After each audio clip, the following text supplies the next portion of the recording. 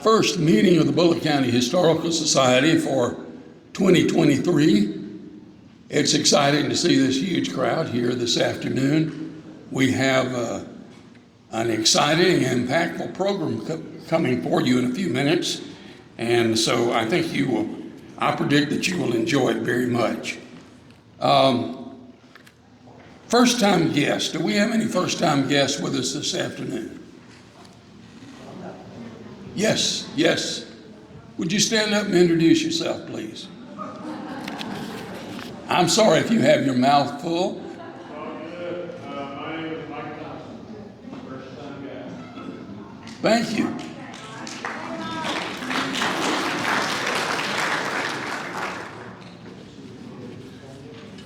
I'm Diane Sims, and I'm a first time new member. Wonderful, Diane. Nice having both of you. Oh, yes. Hey, Becky. I'm the CEO out at Bethany, the lodge, and the coaches at Bethany, and we are members of this conference. Nice having you with us, Becky.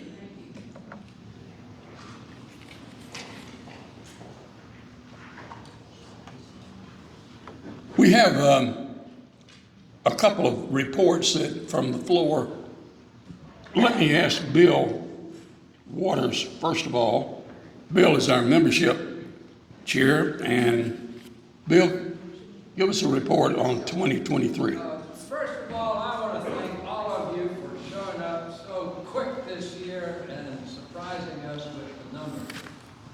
We realize that this is something that you look forward to each year, but this year was really special. We had over 107 people sign up for this lunch today. The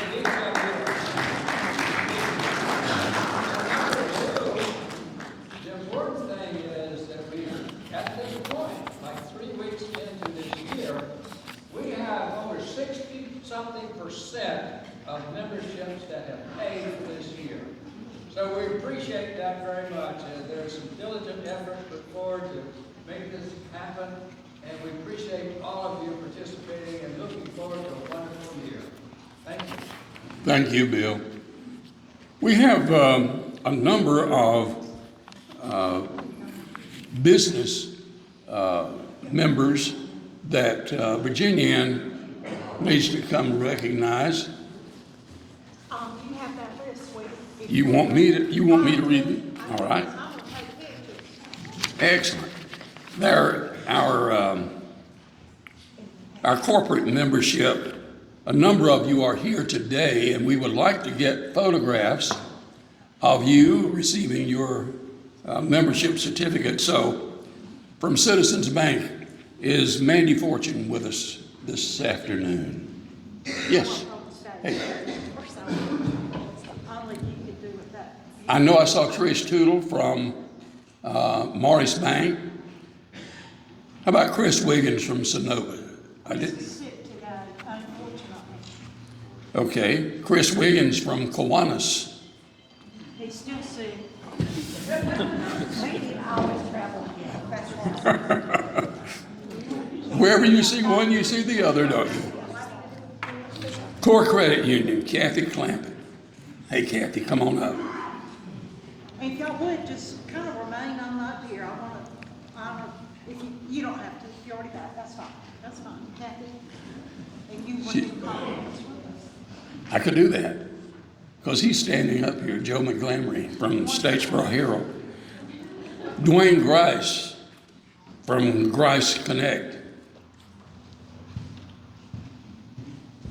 And Dwayne, I've gotten your picture, but if you'll come on up here. Is Ray Henley here today with Henley Properties? Yeah, Ray, come on up. That's right, come on up, Ray. And I know I saw Matt Hubie with the Hubie Law Firm. Matt's eating dessert right now, but we're going to interrupt him anyway. What in the world, Ray? I need a picture. Perfect. Come over and use that swing behind you.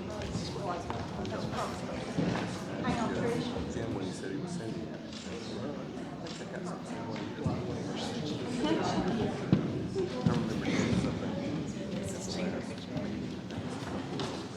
Okay. Is the photographer finished?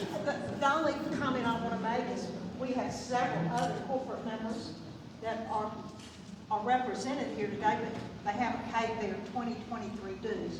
So these We call that a hint, folks. yeah, we have 400 and something members. Think of the time it takes a volunteer to deposit these checks and record them, and it's lengthy for us old people. So thank you extremely from the bottom of my heart and Bill's. Thank you. Thank you very much.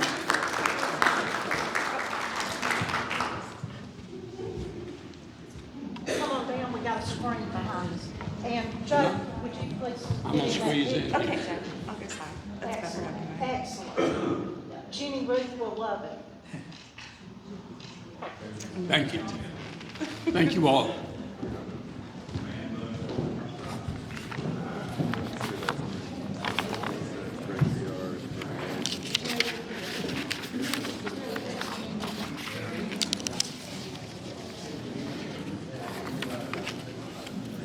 A couple of other announcements.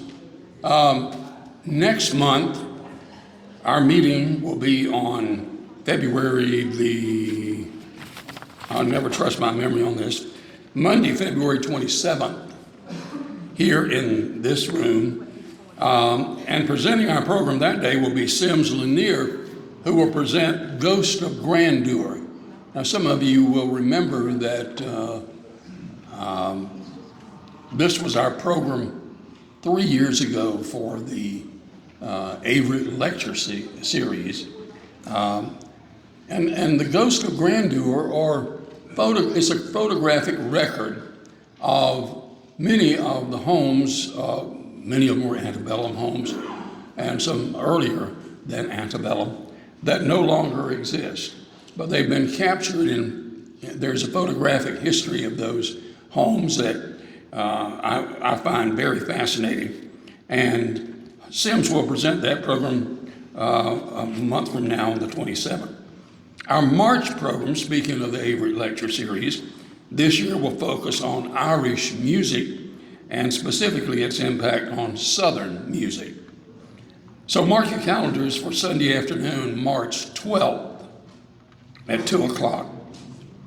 Colin Farrell and Dave Curley will entertain and educate us in a lively Irish way at the Emma Kelly Theater in downtown Statesboro. The March Bulloch County Historical Society, so for those of you who plan your calendars way out into the future, will delve into the life of the late Senator Jack Hill, who represented the 4th Senatorial District so well in the Georgia legislature. I think that completes all of the announcements that I have. Let me echo what Bill said earlier. We're so grateful for the 60% of our membership that has already paid their 2023 dues. It helps us a lot not having to bill and rebill and bill again and then call you and try to run you down. So it's so helpful if you will send those checks, cards, and letters in to us as you have been doing. 60% is a phenomenal record so far in terms of paying your dues for 2023. Now, without further ado, let me call on Brent Tharp, our Vice President for Programs, to come and introduce today's program.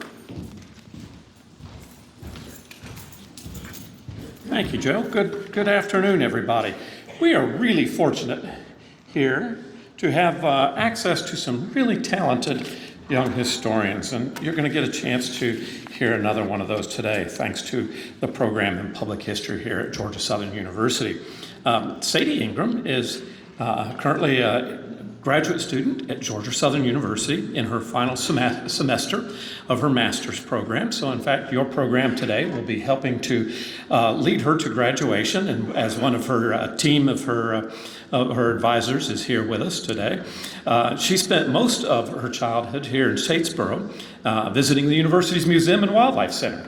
There's glad to hear with her mother on weekends.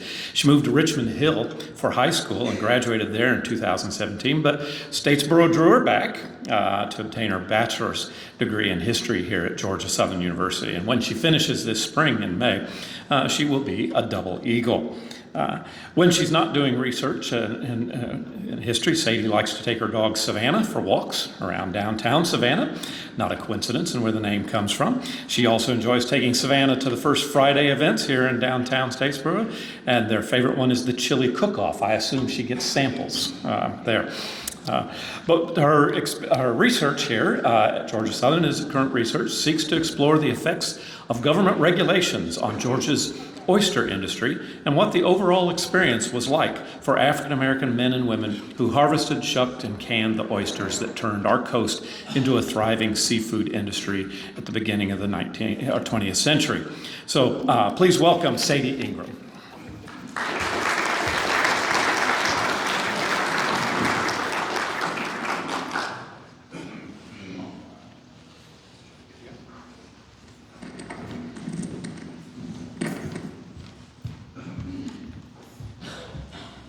Hi everyone, I'm Sadie, and I'm here today to tell you about oysters. So as Dr. Tharp said, my project is about looking at the state government regulations in Georgia on the oyster industry and the experience of those individuals who were involved. So just a short introduction to the Georgia oyster industry. The seafood industry as a whole, we'll start there, that's a good basis.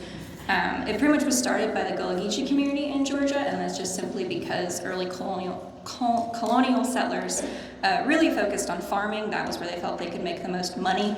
So fishing, they did it subsistently, and there was some sales here and there, especially more farther up north, but specifically in Georgia, the bigger focus was on... Yeah, I'm sorry. But yeah, so the colonial settlers really focused on farming, whereas the Gullah Geechee really focused on fishing, and that was specifically due to the task system in Georgia. That was mainly on the coast with the coastal islands, and that basically meant that as an enslaved person, you were given a list of tasks for the day, and once you finished your tasks, you could either help someone else with their tasks, or you could do something else, like do your own farming for subsistence, do your own fishing for subsistence or to sell. As compared to the gang system, which was more commonly used when you think of those big plantations, and that's just working from sun up to sundown. And then the industry in Georgia, the oyster industry was the first to commercialize, followed by the shrimp and then the blue crab industry. And when I say oystermen, these individuals also did shrimping and blue crab fishing. It really was just this was the order the industries first commercialized. But these individuals, just depending on the season, would fish for different seafood products. And then the canning industry arose in Georgia simply because of the shape of the oyster. So you can see up here, this is like a Georgia oyster cluster. They're all really stuck together, and most commonly it's served on the half shell. So if I was to take apart one of those oysters and break it apart for you to give it to you on the half shell, you would have oysters and some bits of pieces of shell in it. It's probably really crunchy and you probably don't want to eat it. So they pretty much just turned to canning. That was the best way they could make money in order to sell their oysters. So we're going to start with how to get the oysters first. So many of you may recognize that boat as a John boat. I guess for this, historically, it's referred to as a bateau, which is just French for boat, but that word just stuck around from colonial North America, the French fur trade. But basically, the most common form in Georgia of oystering was to basically row your boat out there, or if you were lucky enough, you'd have a motor engine, get out to where the oysters are at, and as that man is doing in the very top photograph, you would basically take a rake, break the oysters, kind of break them apart, grab them with your hands, and chuck it into your boat. And then once your boat was full, you would row back to where the cannery was located or the processing site was located at. Alternatives to doing that is dredging, which is the image on the left-hand side for both of these. And that's simply just kind of like, you can see the teeth on it with a basket, and you pull it behind the boat, and that would basically scrape up the oysters on the floor of the river, and then put them in the basket. You could hollow up, you'd have oysters. Alternatively, what they did as well was tonging, which is what is in the bottom right photo. It's kind of like a big pair of like garden shears or like scissors essentially, and it has like a rake on the bottom, and you'd stick it in there and you'd kind of rake up the oysters, and then there'd be like a little basket, and you'd kind of just rake them up, kind of like a claw machine, and pull them up onto your boat. And then the very bottom picture is the toe. Actually, it's currently out beside front of Rosso's Seafood in downtown Savannah. It is called the Miss Helen, and it was believed to be made by the Gullah Geechee community at pinpoints. They would often make their own boats, and that was very much a point of pride for the community. Oops. So once you have your oysters, you got to process them. Some of the early sites pre-canning was pretty much just harvesting the oysters and then selling them locally. And like I said, many of these sites were originally Gullah Geechee sites. And all up and down the coast, one of the earliest ones, and the one that got me most interested in doing this project, was the Ben Bond and John Anderson Seafood Company in Pinpoint, and they were started around 1900. And I actually spoke with one of the descendants, who is the great-great-grandson of Ben Bond, and he said that his older grandfather basically was so wealthy he ended up with 5 Model Ts. So they did very well for themselves. But unfortunately, the Great Depression ended their business, like it did to many businesses across America. And then the next one I was looking at for my project was the Timmons Family Fishing Camp. That's in Harris Neck. Harris Neck is about an hour south of Savannah in McIntosh County. Again, it had a really big Gullah Geechee community there, and they were again harvesting these oysters and selling them locally. And they were started in the early 1900s. The photo is actually William Timmons Sr. and his wife, Frances Timmons. They were married about 1902. This picture, though, was taken about 1930-ish. And they were there and they had their family, and I've spoken with the descendants there as well. Unfortunately, in 1942, the U.S. government basically used eminent domain to take their whole land, and it is now what we know as the Harris Neck National Wildlife Refuge down in McIntosh County. They used it in World War II as an airstrip, and then after the war, they never gave the land back to the community, and that's how it turned into a wildlife refuge. And that is actually what ended the oyster processing sites in Harris Neck, was that Eminent Domain Act in 1942. So these are just some of the earliest sites. Very quickly though, we also get really, really big business owners and big canneries. The earlier sites were around usually much longer, but basically once, those are just the dates I can kind of find really solid for, but once the business started getting really big, people realized, oh, we can make some money from this thing. So basically you have a huge influx of new business owners, and one of the interesting things is that a lot of the business owners were actually European immigrants. So the Maggioni company is Italian. Omler Oyster Company was started by Arminius Omler and his son Augustus Omler, and they're Germans.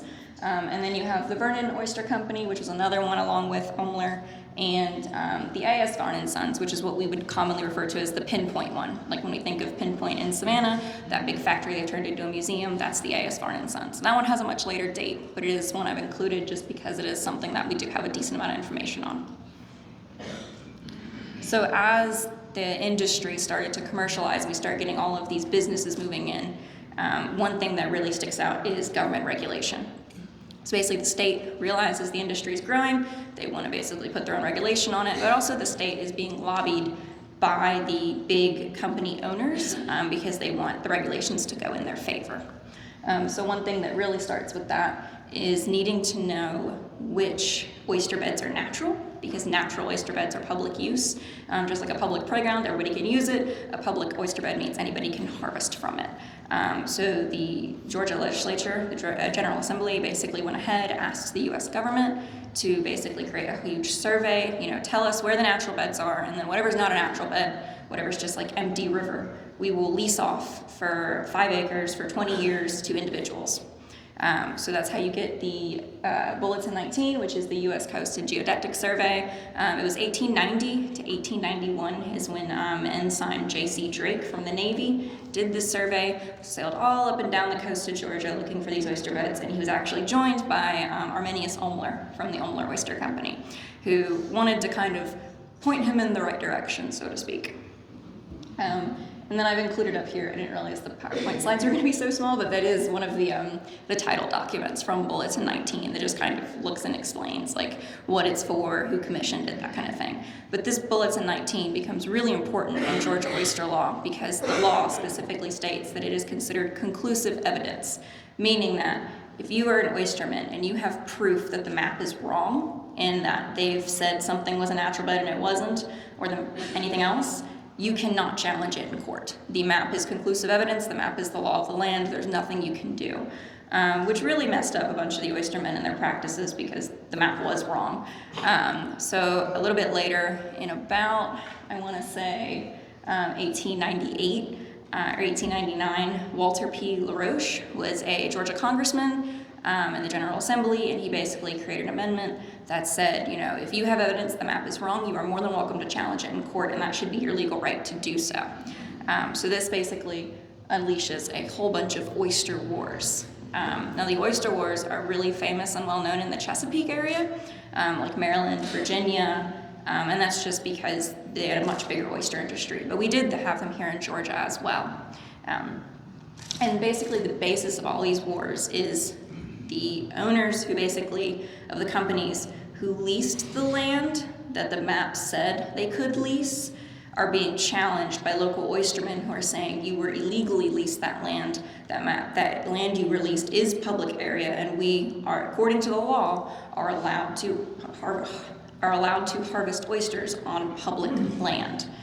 So basically it revolves in a bunch of court cases, but there is also actual violence out on the water. You get a bunch of news articles of men standing with shotguns in boats, guarding the oyster beds overnight, even here in Savannah and Darien and Brunswick, all up and down the coast, ready to shoot anyone that they think is a trespasser or illegally stealing oysters. And in a couple of good instances, men do get shot, and in one instance that I found, he did get killed as well. But basically, with a bunch of court cases, this is the one I've picked just because it's the one I have most information on. So Omler basically got into a court issue with a bunch of African oystermen, 40 of them, and they're all debating, who is right in this instance.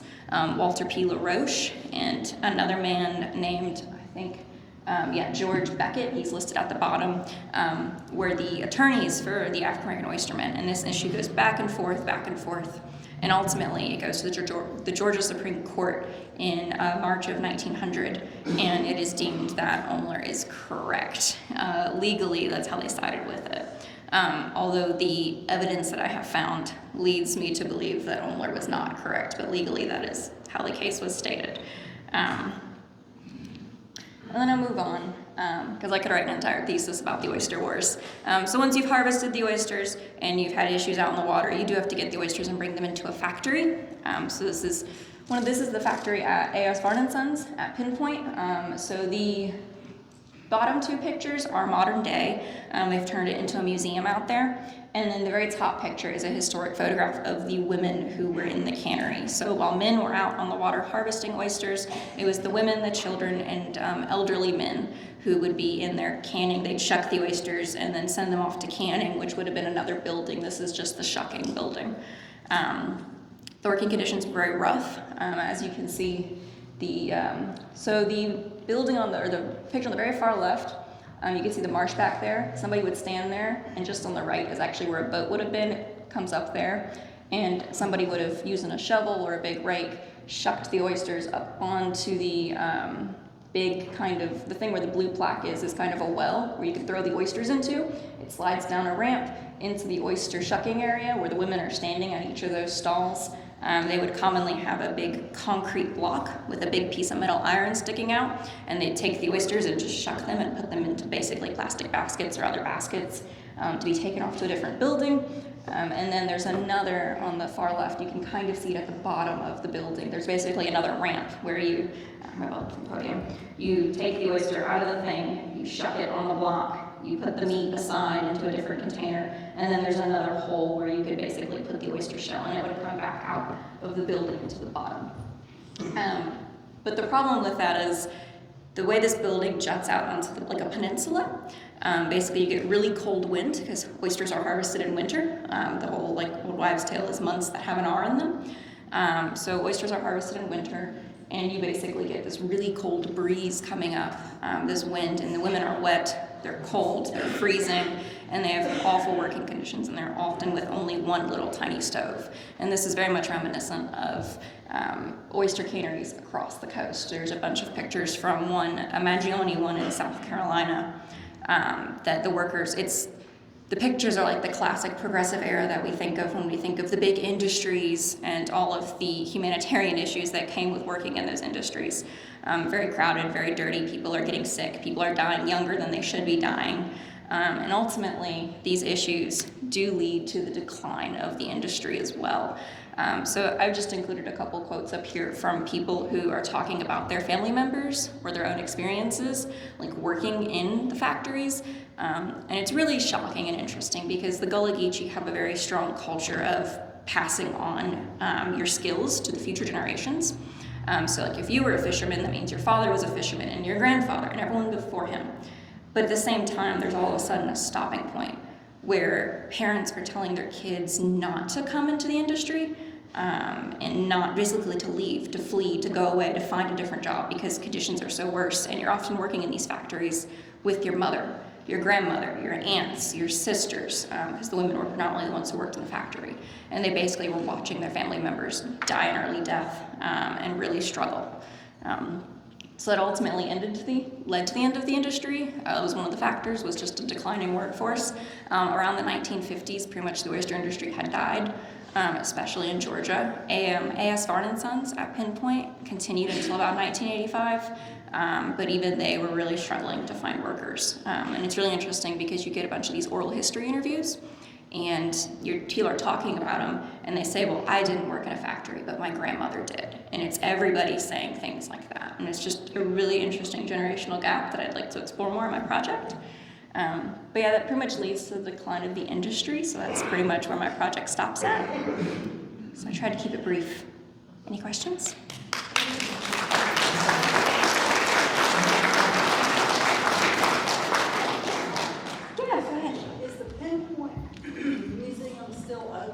Yes, ma'am. I believe it opened in about 2011, and it is still open to this day. And that's part of what got me in the project, was walking through there. They only mentioned the local one, Ben Bond and John Anderson, once, and that kind of got me interested, going, what else is out there? But yeah, they're still open to this day. Well, it was real interesting. My husband and I went the day it opened, and Judge Clarence Thomas came because he grew up at Pinpoint. And it was so much fun, and I would say to everybody to go to Pinpoint and go to that museum because it's great. Yeah, I really like it there. I've been there a lot of times. But yeah, that's what the visit there actually is what got me started on my project, was going to that museum. Really, I can see why that would get your interest up. Yeah, go ahead. What do they do on the oyster shells that they send them back out to the water? Over the years, they had to do something with the oyster shell. And also, what about the pearls of the oyster shell? So I don't know anything about pearls. The documents don't say anything about the pearls. But the shells, that's a really good question. So a lot of times they would mash them up and turn them into basically like tabby, like buildings and whatnot. You walk around downtown Spain and there's the sidewalks with like the oyster shells in them. But it was more useful to them to replant the oyster shells. Because when you have like the baby oysters, they're called spat, in the water, they need something to adhere to, and the best thing for them to adhere to is an already created oyster shell. So oftentimes they would try to take the oyster shells back to the bed, and it's called seeding the bed, or basically planting the bed. And that's how they would basically make sure that the bed wasn't depleted. And that was also a big part of argument between a lot of the big cannery owners and the African-American oystermen, because there's basically accusations on both sides about who was depleting the beds, and that did revolve around kind of a he said, she said of like, well, you didn't put the oyster shells back, so it's your fault. Oh no, you did it, it's your fault. Yeah, that's a really good question. Yeah, go ahead. The state of South Carolina had an oyster seeding program. What's the state of the industry in Georgia, or is anything like that going on in Georgia? Because obviously it would be an important revenue source for people. Yeah, so currently, there's not many like big oyster canneries. Well, not like any left in Georgia. The only one I can think of that's still from this list is still in business is Maggioni, and they're in South Carolina. But yeah, so they partnered with UGA, University of Georgia, and they basically have this big program going on where, so they have to plant different oysters. You can no longer plant like the native Georgia oysters because people don't really eat canned oysters anymore, but people want them on a half shell. Well, you can't use our oysters for the half shell. They're too ugly, and by the time you break them apart, you just have bits left. So they basically, UGA gives them the proper oyster shell, the kind that they grow more so up into the Chesapeake, and then the local oystermen today will go out and plant them. So it's kind of like a collaboration between local oystermen and UGA. There's actually Ernest McIntosh, Senior in Harris Neck. He is an oysterman, and he's part of that UGA program, and his oysters actually are sold to the Gray, the restaurant in downtown Savannah. So they use exclusively his oysters. So at least last time I checked in an interview, that's what they were doing. I understand that Florida prohibits oyster sales now that is growing locally because of the diseases that are in the oysters. And they took all the oyster people who use oysters for making oysters for a living. They made little farms of clams out there for them. So they got artificial clam farms out there. Is that the same with the oysters that's coming out of Texas now? Do you know? The oysters coming out of Texas? Yeah, I mean, I understand there was a ban on oyster selling. Is that no longer? I'm not sure about the ones in Texas and Florida. Yeah, I have no idea what that is. Sorry.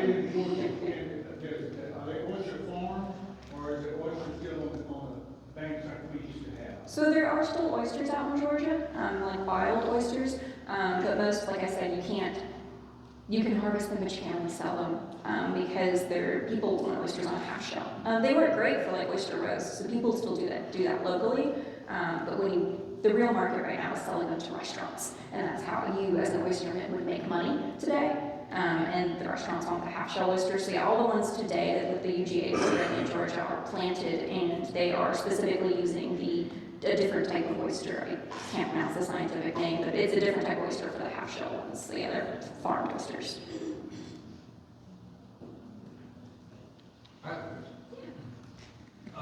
Everybody knows about the Apalachicola oyster, correct?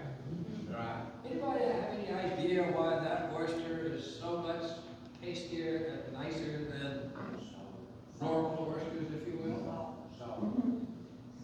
I had heard that the Appalachian River came into the ocean, and where the ocean meets the river, that's the place that they grow them. Do you have any idea about that? I'm not as familiar with the Apalachicola ones as much, but I do know the reason. You know why? Because you're not old enough.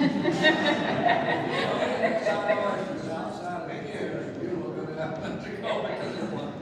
Yeah, the ones here don't always taste the best, and that's just due to the salinity and basically chemistry of how they're grown in the water. Yeah, go ahead. I heard someone mention something about pearls, but freshwater pearls are an industry in and of itself. Are there freshwater pearls that are found generally? What happened when these women were shucking the pearls and found one and they just popped What was the question, please? Oh yeah, so she asked about the pearls and like if a woman found a pearl, like what would she do with it while she was shucking the oysters? Like were there pearls? just in general, was there any real, So I would say there were not any, to my knowledge, they were not finding pearls in the oysters. Like when they were in the big shucking house and they're all sitting in stalls, no one was really finding pearls. At least there's no accounts of it. Nobody mentions it in any interviews. It's not written in any documents. It's not written in any newspaper articles about people finding pearls. They're tiny pearls and irregular, but those types of oysters.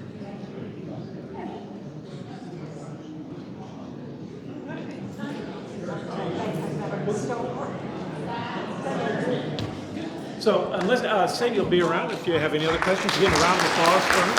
I do want to mention on her behalf that the research she's doing will end up ultimately in an exhibit at the Georgia Southern Museum. So before the end of the semester, if you'd like to come by, and I'll let everyone know at a meeting here when it's up and going. But yeah, and also if you happen to have anything related, artifact-wise related, we're always putting that out there as well. It's worth to know if something for the exhibit that she's doing. But again, thank you very much to Sadie and for this research. Appreciate it.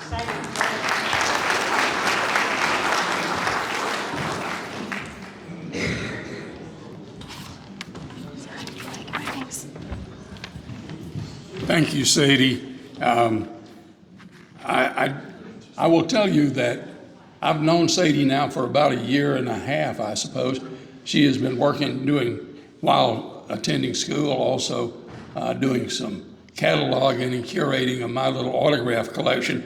And she's the most dedicated employee I've ever had. She's there right on time and works right up until closing time. So thank you, Sadie, for all you've done. I'm not going to let you graduate. I don't know how to break that to you, but anyway, it's been fun having this program today. It's been more fun having you with us. We hope you'll come back again next month's program on the 27th of February for Ghost of Grandeur. Thank you again for being here today. Have a good rest of your Monday.